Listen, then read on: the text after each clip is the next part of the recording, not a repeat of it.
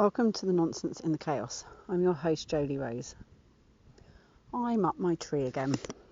Not because this time I was upset with anybody, but because I had it all arranged that I was going to make a podcast with my dear friend Nuke, who came to stay for the weekend, and Lucy, who's her mate.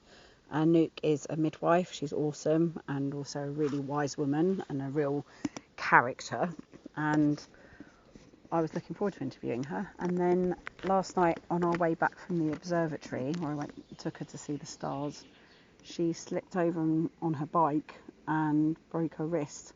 And this morning had to go to hospital and have, she thought she was going to have surgery, and then it turned out that it was just getting it re-broken and put back into place. But it all ended up meaning that there is no way of us doing a podcast today. And I've got a very busy week ahead of putting on an event for the Sark Island events this weekend, and I have lots to do, and so I had to record it today. And I came and sat in the tree again because I was coming here to film the full moon video for the Which Fool Are You course.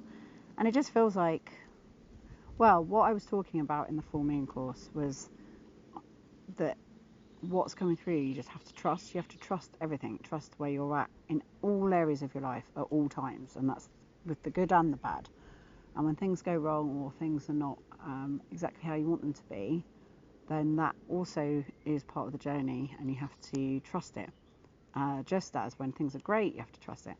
Man, I'm sat on this beautiful tree in the golden hour. Don't know if you can hear that bird, but that's a chaffinch. And there's also some other little black caps in the background as well. And in front of me I've got two red admiral butterflies flying around being gorgeous at each other, just like having a little dance. And I'm up this tree and it's so beautiful, and it's nice to be cool again, having been insanely hot all day. It's going to be even hotter tomorrow. And I'm going through this whole Which Fool Are You process, and the thing that's coming through from that is this rich Aboriginal fit.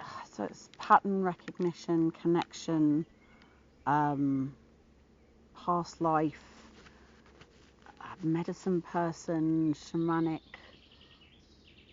something coming through, and it feels connected to me moving to this valley, and it feels connected to the fact that people are coming through into my reality at the moment, like the Blind Boy podcast that I talked about last week. You know, he introduced me to, let me just get the book out because it's right here in front of me. So Tyson Young Porter, who is, and the book is How Indigenous Thinking Can Save the World, and I highly recommend reading it. It's been bringing up all sorts of interesting things about, for example, like how we're in the apocalypse. It's not that the apocalypse is on its way.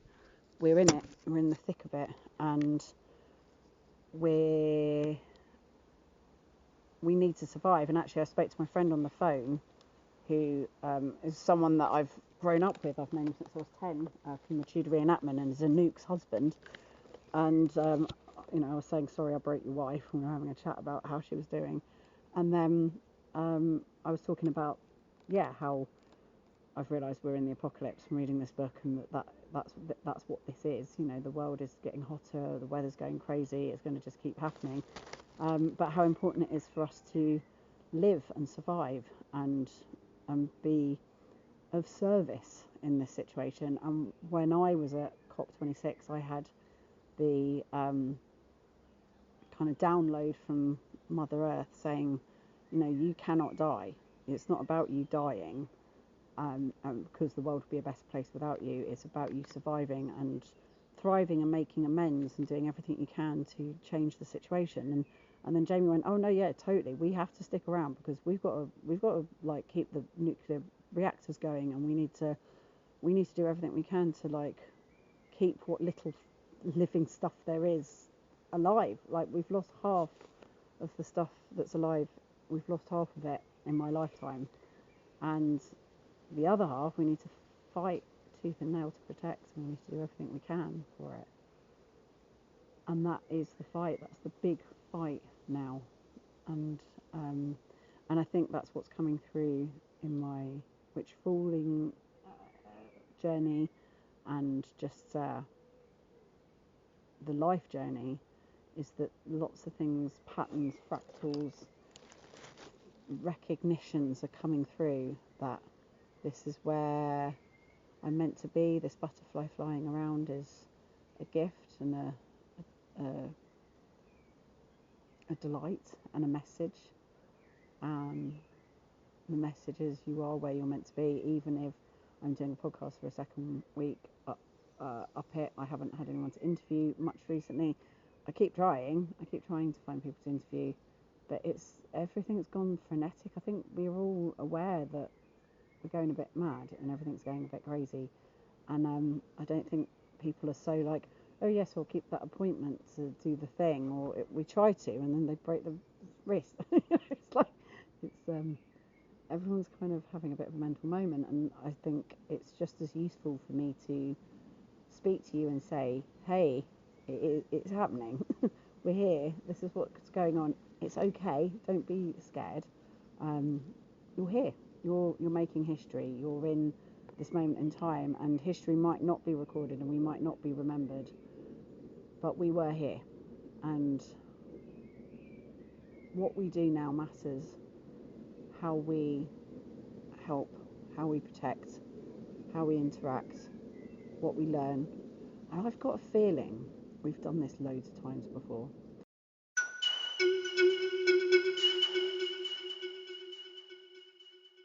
I've got a feeling that we have done it so many times and over such huge periods of time that it doesn't even show in archaeology and geology, because it's been ground up and churned up. And if you go back through deep time, the Earth's been here for so long. Like the human archaeology that we find does go back hundreds of thousands of years, but that's still nothing in the history of the Earth. And I think we might have done this before. I think this might have happened loads of times. And that's where you get these myths and stories of giants and aliens and all the rest of it. It's because there are memories of beings and ancestors, and it's been done before. The flood story, the flood myth, the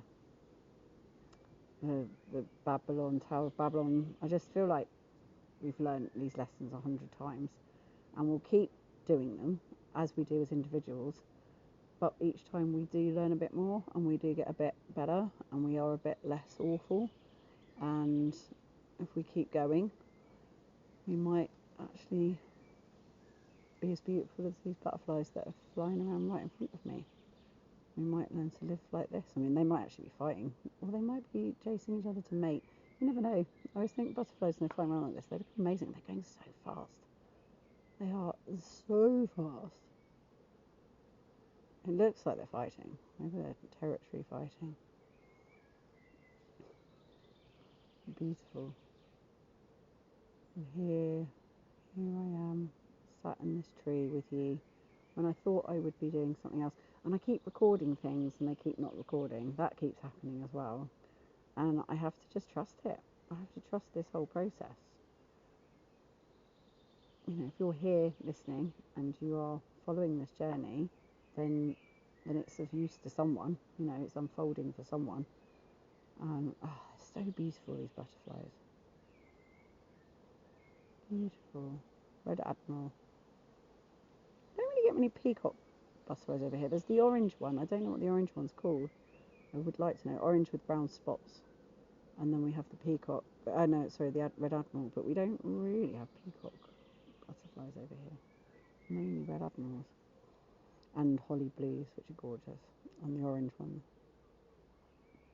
I'm going to just flip this book open and just see if there's something in here that is of use, relevant.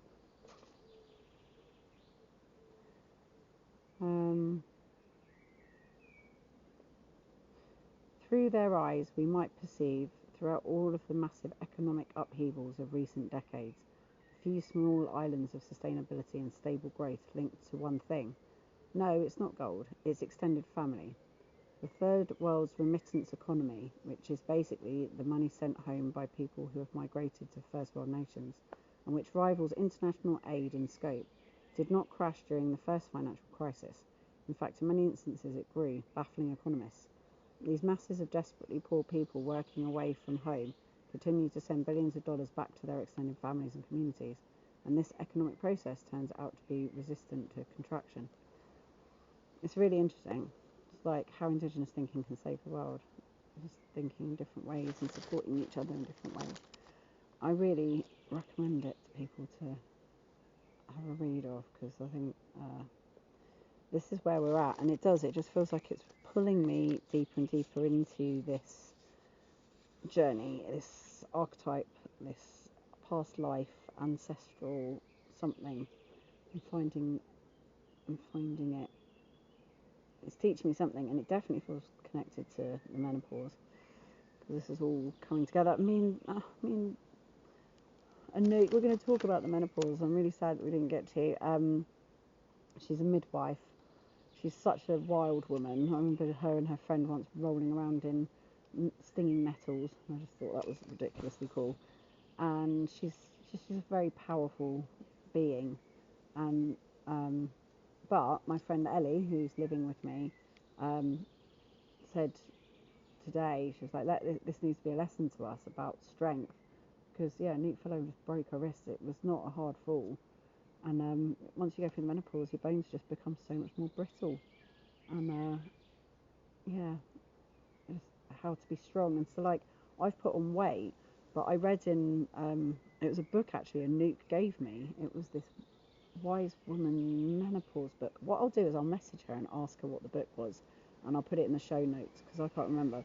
But she gave me this book, and it's from the 70s, and it was a proper old school witch wise woman. It might even be Glennie, whatever her name is, who does all those other witchy books where you get these little pamphlet-y books about ceremony and the seasons. And I'll ask Anouk, but it's an old school 70s wise woman book. And in that, she said you need to put on weight for the menopause because of osteoporosis, and just make sure you've got like meat on your bones and you're strong and sturdy. And I kind of feel that. It's like I want to eat the food and not be starving myself. I want to be strong and solid, and I want to eat meat, and I want to also keep fit. And I'm really fit. I'm going out, every day doing kayaking and coast-steering, and I just passed I got my kayaking qualification. So I'm now a qualified kayak instructor, even though I've been instructing for 5 years now. But I was strong enough to do that award, and I had to pull myself on the boat in the sea. I had to pull someone onto the boat from the sea, and then I had to pull someone onto the boat unconscious. And I had a grown man that I was pulling on. He had me. It was easy for him. But I pulled a grown man onto the boat who was pretending to be unconscious, and having to right the boat and all these things. And I did all of it. And I just came away from it being like, God, I'm so much stronger and fitter than I think I am. And going up and down these slopes all the time to the sea, we're just doing it constantly. And I feel really fit. Like I'm fit, but I'm just well chunky. And I've never been, well, I think I have actually been fatter than this before and less fit.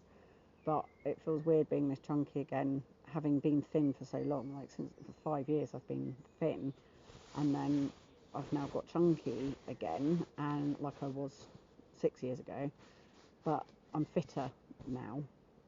I don't know. Like I feel like maybe I'll lose weight at some point. I just need to make sure I'm strong. I need to stay strong, but I feel like I need a bit of meat on my bones for the menopause, based on what this book was. So I'm going to find the book, find out from Anouk what it was called, and share that with you. And just I'm accepting the change and the feeling of solidness, but it definitely feels like it's thinned the veil, and something's coming through that is what the Witchful EU is bringing through. The fact that people signed up to Witchful, and it's happening now. All of these things are the sign language for the inner world. And so you just keep trusting that process, and you keep following it, and you keep connecting with it, and you're like, this is what this is what's unfolding. This is what the universe is sharing with me. I didn't intend to do another podcast up a tree, but here I am with a gorgeous citronella candle burning, beautiful golden hour sunlight.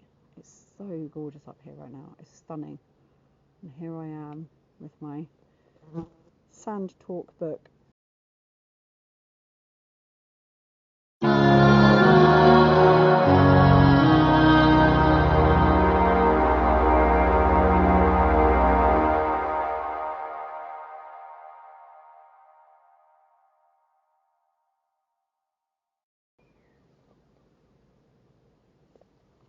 Us too, we still endure longer work hours than our roles require today for reasons of social control rather than productivity. It's difficult to find the mental space to question systems of power when we're working 8 hours than trying to lift heavy weights that don't need lifting or pedaling bikes that go nowhere for an hour so we don't die of a heart attack from being stuck for a third of our lives in a physically restrictive workspace. We sleep for another third of our lives, although not if we have small children. Then the rest is divided between life maintenance tasks, commuting, and using the few remaining minutes to connect with loved ones if we still have any. Somewhere in there we also need to find time to study and retrain unless we want to finish up homeless when our industries inevitably collapse or change direction. And that is absolutely it in a nutshell. We are going through such change now. The world is gone. It's gone. And we're just going along with it, eh? No, we're going along with it, pretending that everything's business as usual, and it's not, and it hasn't been for a while, and we are in the thick of it. We are in the apocalypse. I don't want to scaremonger, and I've always tried to not, but I do feel the hope in the revelation of the importance of us surviving and supporting whatever can to survive. And I personally feel relieved to be like, oh, this is it, because it's not that bad. It's not the apocalypse that we've been like imagining in our films and our mythology. It's not what we've been mythologizing, and it is still also all of the components. It is an authoritarian government, it is scary and right-wing and fascist, and it is hot, and it is mass extinction. It's all the things we thought it was, but as a combination it's actually still pretty beautiful. We're still having, there are still beautiful things going on. There are still butterflies flying around me, and it's still magnificent and worth fighting for. And let's change things completely. Let's fuck the jobs. Fuck our lives being thrown away for some bastard employing us. Now I'm going to pull a rune and see what the universe wants me to talk about.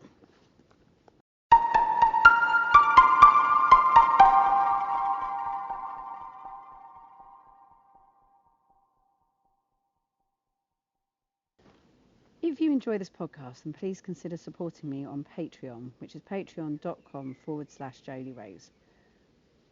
If you're able to help, if you're able to give me financial support to create this work and to be an artist and to make something each week that gives you some kind of hope or inspiration or support or even just entertainment, then please consider supporting me and tell people about it, share it on your social media, word of mouth, and together we might be able to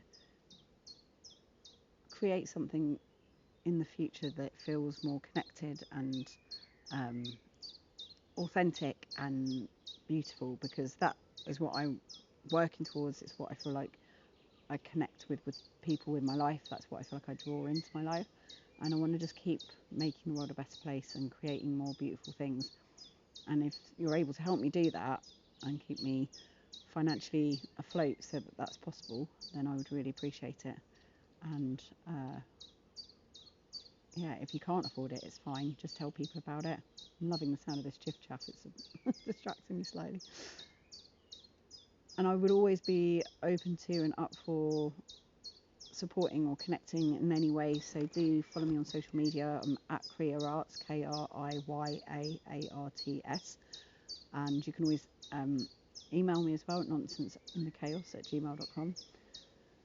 Come to Sark, come and see this beautiful island where I live, and we can connect somehow. But I want to just keep creating this work and creating opportunities for people to meet the higher versions of themselves, connect with their archetypes, connect with the earth in an archetypal inner world way and experience it as a beautiful place to be and fall in love with it deeply, so they'll do anything they can to protect it and fight for it and for each other and community. And if all of that speaks to you and you're in a position at the moment where you're able to financially help me, then I would greatly appreciate it. So thank you. Now on with the show.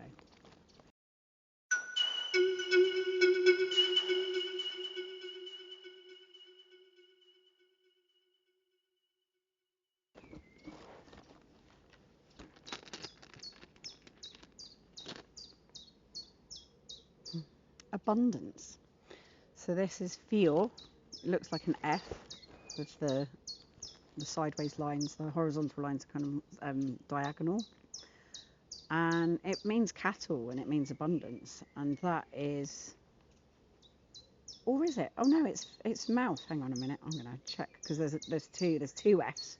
One means abundance and one means a spiritual message. And I think I might have this was a spiritual message, because I just thought, do you know what? If it was a spiritual message, that would have made more sense. And it is.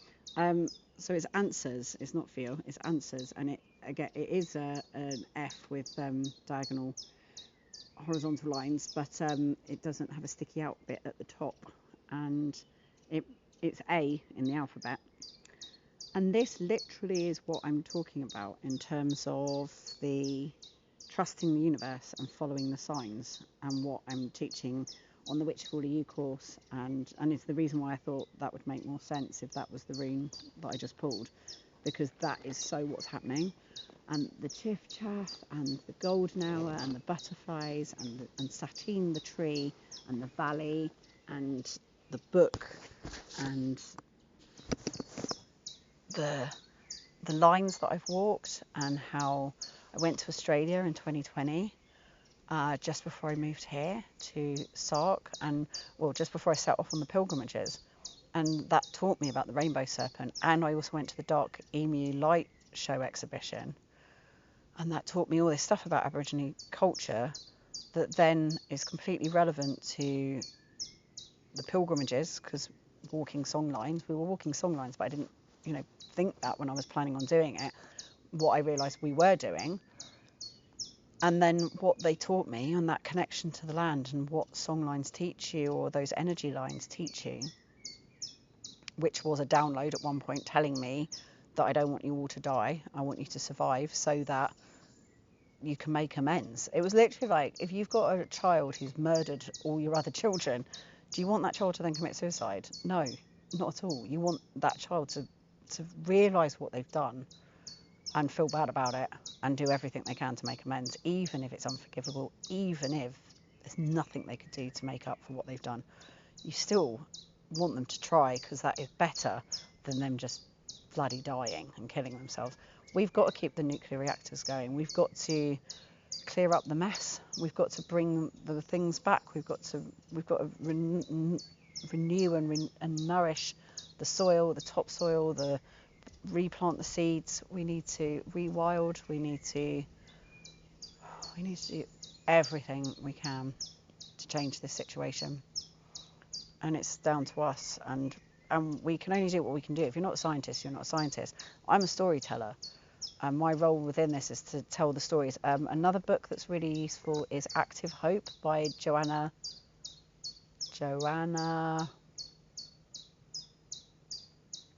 something. It's Active Hope. Joanna Stacey, maybe? It's not. It's something like that, though. Oh, it's on the tip of... It was like Joanna Hopely, but it's not Joanna Hopely. It was the Active Hope by Joanna Macy. Anyway, I'll put that in the show notes as well. And and I'll also put this sand talk in the show notes. So Joanna she passed away this year, I think. Oh no, last year. Last year was the year where we lose our masters. It was the year of mastery, and within that year you lose your masters. And she was one of the people that we lost. Joanna Macy. I'm pretty sure it's Joanna Macy, actually, thinking about it. She talks about how there are three roles. There's the business commerce people, there's the scientists and the researchers, and then there's the storytellers. And all three are as important as each other. You need people in the business world and the financial world, and within any company, changing things from within, getting sustainability policies, and making these differences, which have changed loads in the last 20 years. The change is how. That's the other thing she talks about, is that you think about how much things have changed since the 80s. It's like it is changing. It's just that we're led to believe it isn't. And so there's three things that were settings. So there was nothing's going on, so climate change deniers. So there's either there's nothing to see here, nothing's going on, or there's we're fucked anyway, or there's something in the middle, which is something can be done. And there is no such thing as we're fucked anyway, because we're humans. There's a million things we can do. We will always, as long as there is a human being alive on the planet, there is something we could be doing. In fact, the less human beings are on the planet, the more we'll probably be able to do. But that's also not true. We have, although we have too many people on the planet now, people are having children less, so that's already happening. But also the amount of people creating inventions, and the amount of storage space that we have for memory storage, and then also AI and things like that, like everything's doubling exponentially. Like, we are turning from ice people to water people as we moved around the earth, and now we're turning to steam, and it's a huge paradigm shift, and we can never comprehend what that's going to be like, and nothing's ever been like this before, so we can't judge this based on anything before. But we have access to so much knowledge and wisdom intellectually, but then also there is the embodied wisdom that is being lost, but some people, a lot of people are desperately trying to gain or remember or record, learn, and that's kind of where I'm at. I'm trying to do that as much as I can. And then there's the storytelling. Now, so like what she was saying is that throughout the day, you're not ever in any one of those places. Like, sometimes you have to just do business as usual, everything's fine, because how do you do the school run and go to the supermarket and just live a normal life if you're not doing that? And sometimes you are doing something about it, and you're doing your activism work, and sometimes you're completely despairing and you think, well, we're completely screwed, and that's that, and there's nothing we can do about it. And so within a day we go through all three of those phases. It's not like there's just one state to be in. As a human being, you'll go through all three states throughout the day, and that's the same for whether you're an activist or whether you're a climate denier. We're going to be going through all of them all the time. And yeah, there are three ways of attacking this, and that is within the system, as researchers and scientists and gardeners and people who know what they're doing, who are kind of skilled and are learning to do these things, and then the storytellers and the narrative writers, because we are being fed a narrative of either there's nothing going on, what you're talking about, or well, it's too late, we're fucked anyway, so fuck it, let's just crack on. And none of those are true. And so we have to keep fighting, we have to keep working, and until everything's dead, unless death has literally picked up the last bar stool and put it on the tabletop and walked out and locked the door, we have something to fight for. And we have to just keep going. We have to fight for life. We have to fight for our lives. We have to fight for the lives of our brothers and sisters, which are rock and tree and wind and bird and badger and all of the things. They're all our brothers and sisters. They're all our kin, and we have to keep fighting for all of them forever until it's all gone.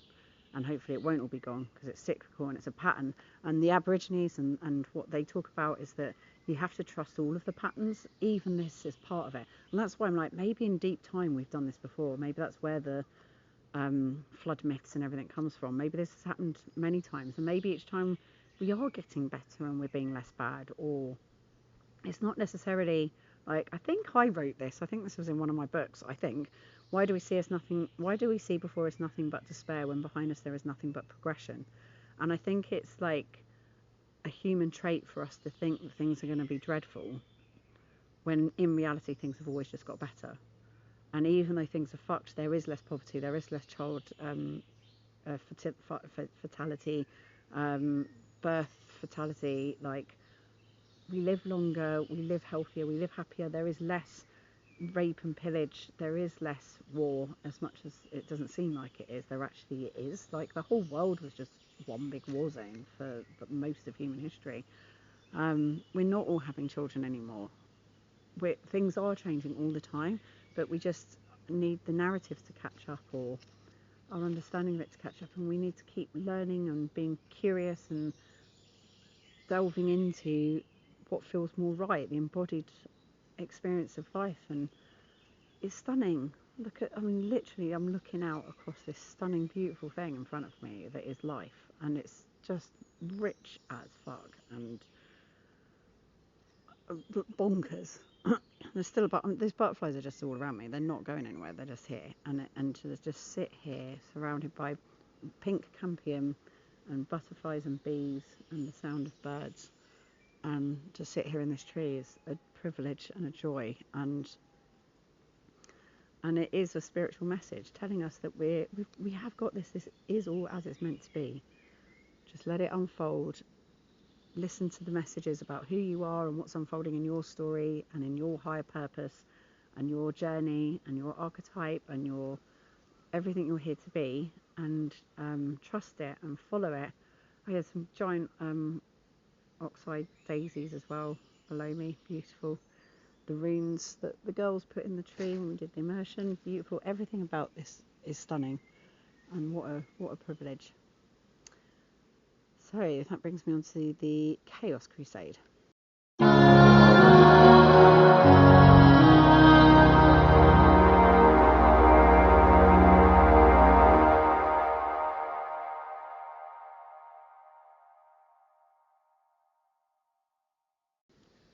my Chaos Crusade for you this week is to do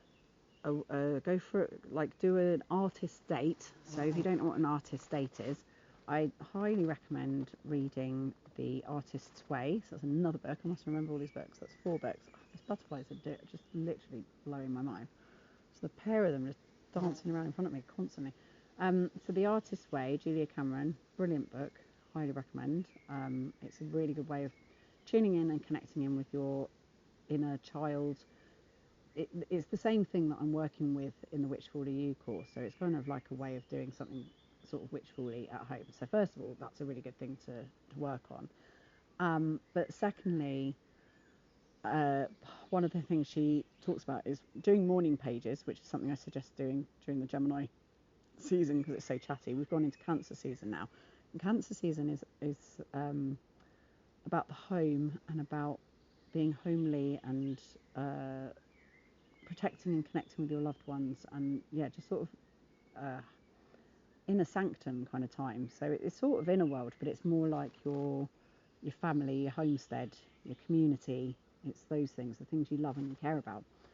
So what I invite you to do is go on an artist date, which is a date with your twin, with your inner world twin, and to just go do something that your twin might enjoy. Like, it could be going to see a film, like on your own, it could be going to an art gallery, it could be going to buy some stationery, it could be going for a walk in nature.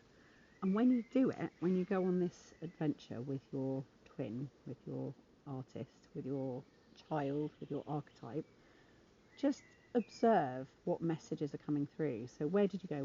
What happened? Who talked to you? What was the weather like? What messages could you see that came through from whatever the experience was? Like, what were you wearing? Like, everything about the moment that I'm having right now feels sacred, and none of it was planned. I was meant to be interviewing a nuke. We were meant to be having a pool party tonight with cocktails. I was meant to have taken people like kayaking today. Like, today has been a day of like not doing what I was meant to be doing. And I keep double booking myself and making mistakes, and that's menopausal stuff, but it's all feeling exactly as it should be. It all feels absolutely magical and as it should be. And here I am in this ceremonial sacred moment, sat here talking to you in golden light beauty, surrounded by butterflies dancing, and I couldn't be anywhere happier and better. This is everything. And this feels like an artist date, and that I'm here in the inner world. This is inner world. feels connected to everything, and it's just perfect. And my observation is that the valley brought me here, the songlines brought me here, they're bringing me to these books, they're bringing me to this work, they're bringing me to this archetype, and it's what the universe wants me to do, and I'm trusting it. And that's the sign language that's coming through for me. So what sign language can you open yourself up to? Take yourself on an artist date and just observe. And when you get home, write a journal for that day and just record everything that came through, and then interpret it. Interpret what you think that might mean, or what that's taught you or shown you, and see what comes through. So I hope that is fun. I hope you enjoy. And yeah, I will be back next week, maybe with someone to interview, or maybe I'm going to be sitting on the tree again. I think like just being in this valley in general is not a bad thing for me to be doing. I need to keep coming and doing this, because again, I've been here for hours again now. Been here for 2.5 hours. It's not normal. It's not normal for a middle-aged woman to be spending hours in a tree. Last time I was in a really bad place, and I realised, like, I felt bad about that podcast because I felt like I overshared. I felt like I didn't like some of the things I shared or said, but I ended up, because I was going to re-edit it. I've ended up not. I think it's useful to share the journey and be honest, and for people to go, oh yeah, that sounded menopausal. Oh, that's what menopausalness seems like, because I can feel that I'm being like less, I don't know, like a bit nuts and overreacting and emotional about things, but also I want to honour them. That was another thing Anik said, which I'd say, anyway, I'm capturing some of the best things she said. She calls it the menopause, because she's just put a pause on men. She doesn't want to be with men anymore and just isn't interested in her husband, and yeah, bored of men. And I kind of can see that, and I get that, but I also really love my man, and I adore him, and I really fancy him, and I wanna be with him, and I'm actually feeling really sexual. He's kind of gone less sexual, and I wonder whether it's because my body's changed, so I feel a bit paranoid about that, and that's made me more sensitive, because we're just not having sex. But then our house has changed, and our circumstances are different. We're not just as privately on our own anymore, and actually we tended to be more intimate in the winter anyway. But yeah, and we're in a more spread out house, but yeah, it feels like things have shifted. We've also been together 6 years now, and things, do change over time. But I, yeah, just trying to like navigate all of that, and I don't feel like I will be manopausal. I can understand where she's coming from. I mean, then part of me is like, well, fuck it, should I just not worry about it? No, but I really like sex. I really like it. So yeah, it's just